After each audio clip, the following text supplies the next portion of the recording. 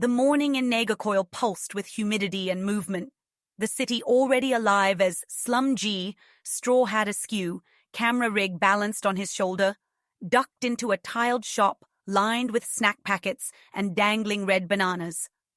For a moment, the lens caught a glimpse of his reflection. Focused, thoughtful, fingers drumming the battered streaming rig. And behind him, the chatter of shopkeepers and the musky scent of ripening fruit cut through the static in his headphones. The streams where live flickered to life, chat scrolling with Overbrew's encouragement and Claire without Arnie's check-in, their digital energy mixing with the clatter of shutters and the distant blare of a bus horn. SlumG sipped his cardamom chai, conscious of the quiet logistics that underpinned the day. The battery pack's delicate cable, the uncertainty of the route north, the hope that live connection would outlast the chaos outside. Even as optimism flowed through chat, a tension hovered. Each new street, every detail of the city's waking rhythm, a reminder that journey meant adapting, improvising, and trusting that both technology and community would carry him forward. As SlumG stepped from the tiled shop into Nagercoil's midday, the city's tempo swept him along, each street a blur of engine growls, clattering rickshaws, and 1,000 scents competing in the humid air.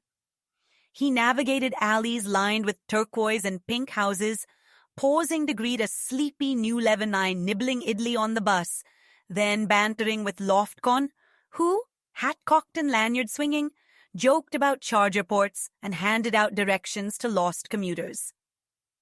At Hotel Sri Guru, SlumG sat elbow to elbow with locals over a banana leaf meal, coaxing stories from the maroon-clad waitstaff while Peter Parlay's online commentary ricocheted between real-world bus tips and digital wagers on his next move. Even as he grinned for selfies with street vendors or paused to hail passing buses, the rhythm of exploration was punctuated by tiny technical rituals. A furtive battery check, a subtle tightening of the cable, a glance at the dwindling power icon. Each hitch a reminder that adaptation meant not just chasing new stories, but managing the fragile lifeline that tethered him to his virtual chorus. In the swirl of voices and traffic, SlumG felt the city's pulse align with his own, his journey defined as much by the improvisational waltz between digital advice and real-world improvisation as by the shifting streets unfolding ahead. The local bus terminal in Vadasari vibrated with confusion and opportunity as SlumG, straw hat askew and battery gauge dipping, threaded his way past snaking queues and honking autos. The air was thick with the smell of frying samosas and diesel, loud with competing voices. Mankini lobbying hard for the train, George X182 recounting bus stories from Paraguay, Overbrew launching waves of encouragement over spotty Wi-Fi.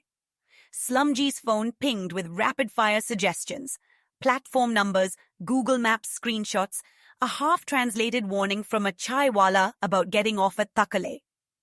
A quick battery check, red sliver, sent a jolt of anxiety through him, but he forced a small smile for the chat, rallying himself with the familiar ritual of improvisation. Each missed bus and tangled direction became a test of adaptability, his choices increasingly shaped by the chorus of digital allies and doubters. Mankini's skepticism sharpening his resolve, George S182's pragmatic advice nudging him to act. Overbrew's relentless optimism offering a lifeline as city lights flickered and the journey's stakes quietly escalated.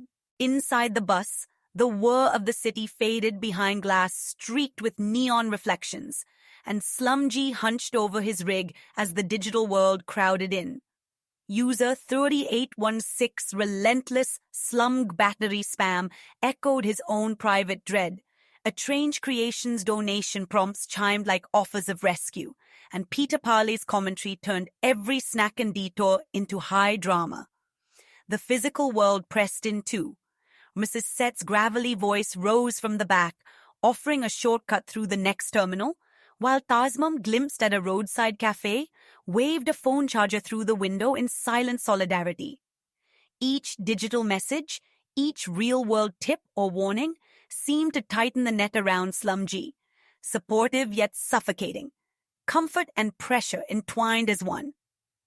He stole a moment to watch the passing city lights, the battery icon blinking like a pulse in the dark, and realized that every step forward was shaped by this tangled chorus.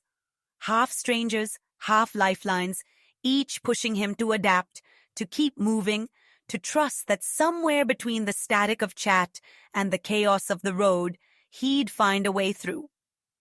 As the bus shuddered to a halt at Thiruvananthapuram Central, the terminal exploded into a riot of sound and movement, horns bleating, hawkers shouting, the air thick with diesel and fried snacks. SlumG leapt from his seat, sweat prickling at his collar as he zigzagged through a crush of suitcases and shifting bodies, the battery icon now a bleeding red sliver on his screen. Loftcon, the conductor, spotted him flailing and flashed a grin, jingling his keys.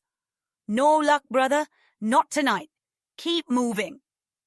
Peter Parley, perched atop a bench, hollered over the din about shortcuts to free coffee, while user 3816 waved a tangle of charging cords from his chai stall, beckoning SlumG into the swirl of neon and steam. Our mesquite set, looming by the arrivals board, caught his sleeve and rumbled advice about next bus, next city, adapt and keep rolling. But the last traces of hope guttered as every outlet was already spoken for, every lifeline stretched thin by the hungry crowd.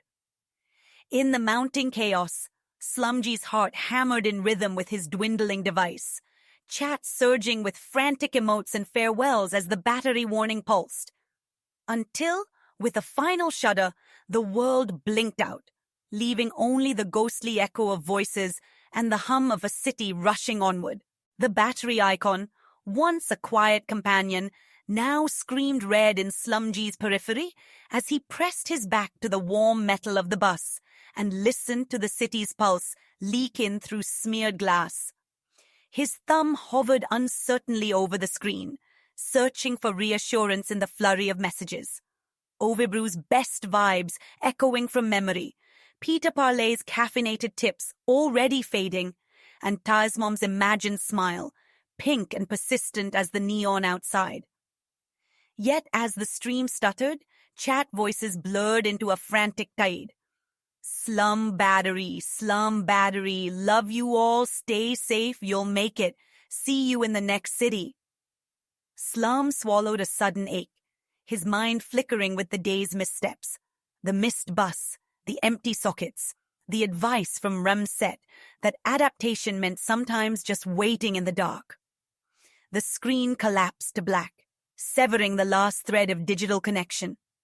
In the hush that followed, he let the night air fill the gap, the ghostly city reflected in the window, a silent promise that the journey and the community would endure, reshaped and reunited on the other side of the blackout. In the silence after the blackout, SlumG sat motionless, fingertips still curled around the cooling edge of his phone, surrounded by the hum of the bus and the distant rhythmic calls of Thiruvananthapuram's night. A faint reflection of the city's neon shimmered in the bus window, fractured by raindrops and the blur of passing rickshaws, each one a reminder of the world's pulse, carrying on just outside his reach. In that hush, the echoes of chat, Overbrew's optimism, Taismom's virtual chai, Loftcon's jokes drifted through his memory, not as noise but as strands of belonging, proof that adaptation was less about control than surrender. He pictured the faces met and missed, the fast food smiles and the late-night commuters still moving beneath indifferent streetlights, and realized that even absence could unify. A community stitched together by what it had lost for the night, each person waiting for the line to spark back to life. Alone in the dark, with nothing left but the city's heartbeat and the ghost glow of a dead battery, SlumG felt the paradoxical comfort of interruption. A journey unfinished but shared, the promise of tomorrow lingering like static in the air.